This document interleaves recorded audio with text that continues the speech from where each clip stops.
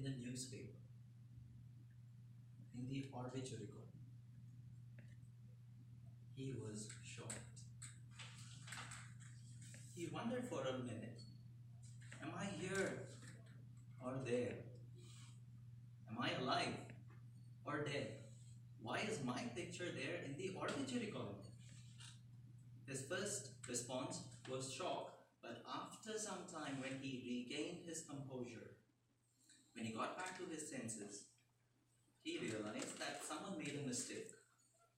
But what he decided to do was, let me read what has been written against my picture. In bold letters, what was written over there was, Dynamite King dies, and the merchant of death is no more. Now, this particular person was the inventor of dynamite. But then when he got in touch with his feelings, he thought to himself, when I die one day, is this how I really want people to remember me? As the merchant of death, a person who caused thousands or maybe millions of casualties? That's not how I want to be remembered. Now, what this man did was, after that particular incident, he devoted his life and his fortune. In fact, he donated his wealth towards an institution which till today gives out the honorary Nobel Peace Prize. Do you know who this person was? This person's name was Alfred Nobel. So the maker of dynamite, he was the person who actually started this noble cause of honoring people with a Nobel Peace Prize. Could you ever imagine someone transforming his or her life that way? Now my thing over here is, this is something that all of us must do. Maybe step back in life. Take a moment to think. I know the next question that I'm going to ask you may be a very, very harsh question, but imagine you have passed away. That gives me goosebumps right now. But imagine I've got friends and family standing next to me and I've passed away. What do I really want to hear from them? Shahid was a very good person. He was a helpful person. Or Shahid was a very selfish person. Or Shahid was a very down-to-earth person.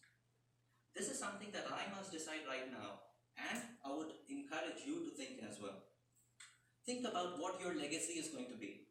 How are you going to be remembered? Will people speak good of you? Will people miss you? Having spoken about all of these things, I want to make sure that I lead a life in such a manner that I am remembered as a person who was very, very helpful.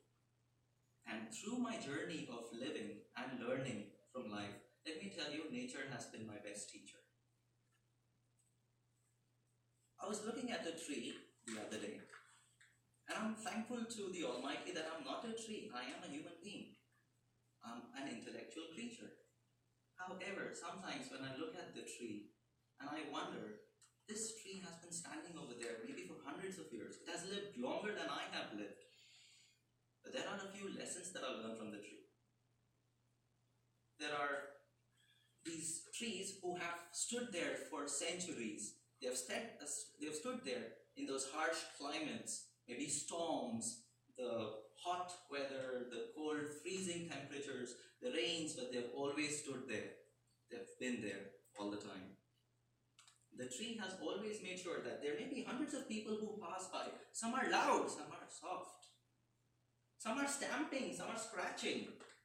Some go above it in planes, some are in trucks, some are in cars. The tree says, I don't care. I'm going to give my shade to anyone and everyone. It keeps giving the fruit all the time to anyone who wants to take from it. It blossoms maybe once or twice a year. It doesn't matter who takes it. There may be birds who might want to come and sit on the tree. There may be birds who might not want to sit on the tree. The tree doesn't care.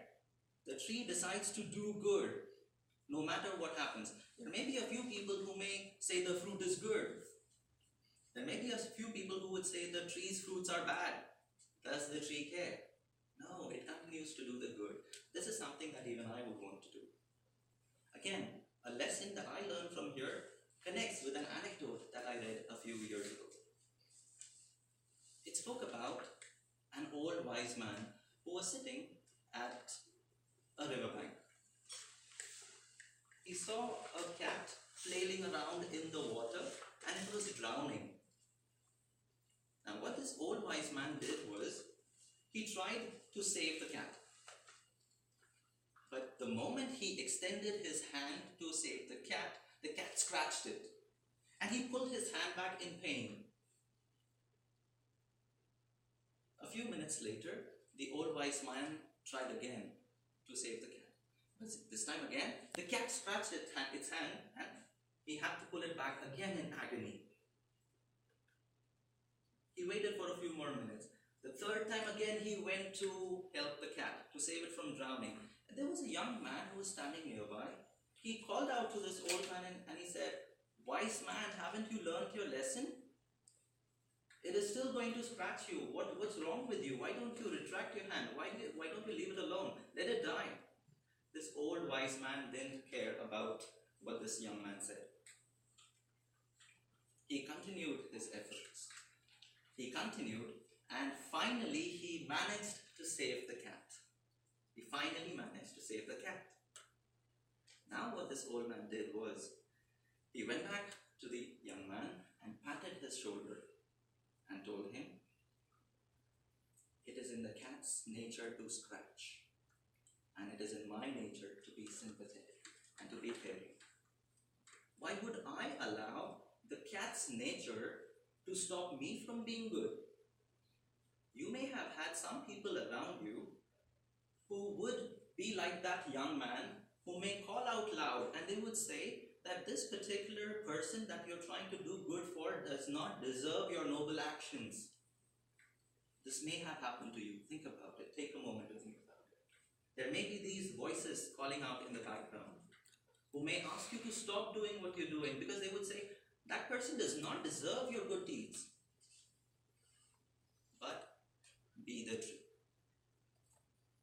Be the tree so that you can be remembered as the person that you decided you wanted to be. Take a moment to think of who you really want to be remembered as. If today is the day, maybe after today's session, take barely like 2 or 3 minutes. That's enough for you to decide what you really want to do and then work towards it.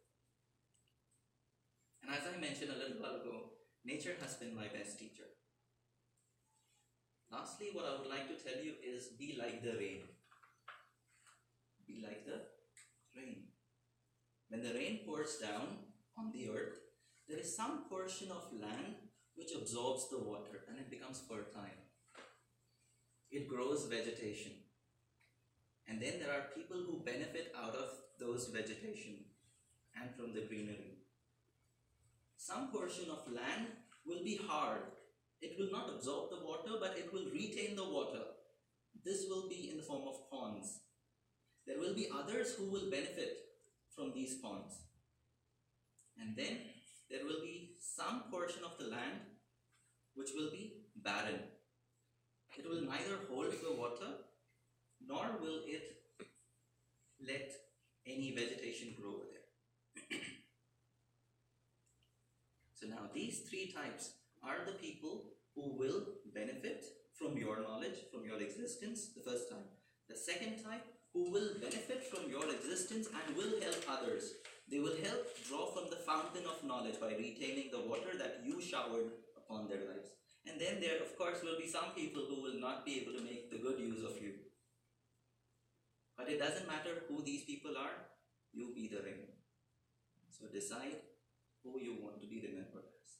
Thank you so much, everyone.